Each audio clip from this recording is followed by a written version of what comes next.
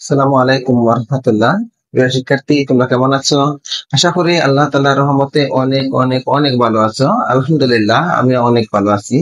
প্রিয় শিক্ষার্থী, আজ আমরা অনুশীলনী 9.1 এর 10 থেকে 16 পর্যন্ত সমস্যাগুলো সমাধান করব। চলো শুরু করা যাক। প্রিয় শিক্ষার্থী, প্রথমে আমরা 10 নম্বর প্রবলেমটি সমাধান করব।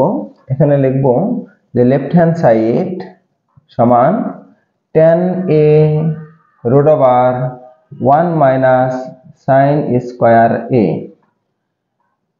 এখানে tan a কে আমরা লিখে দিব sin a divided by cos a root over 1 minus sin square a এর পরিবর্তে আমরা লিখব cos square a cos square a।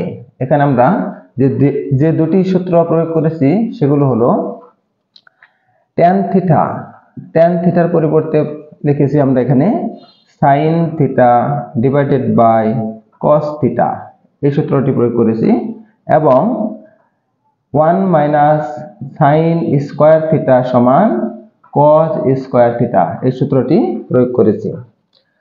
প্রিয় শিক্ষার্থী, এখন এখানে আমরা sin এর ডিভাইডেড বাই cos এর জায়গায় এটা রেখে দেব, আর এখানে cos স্কয়ার a কে রুট ওভার করলে এখানে বর্গমূল এবং বর্গ চিহ্নটা চলে যাবে, থাকবে এখানে cos a। এখানে cos a চলে যাবে, থাকবে এখানে sin a। এটাই রাইট হ্যান্ড সাইড। সুতরাং লেফট হ্যান্ড সাইড সমান রাইট হ্যান্ড সাইড, এটাই প্রমাণিত। আশা করি সবাই অঙ্কটি বুঝতে পেরেছো।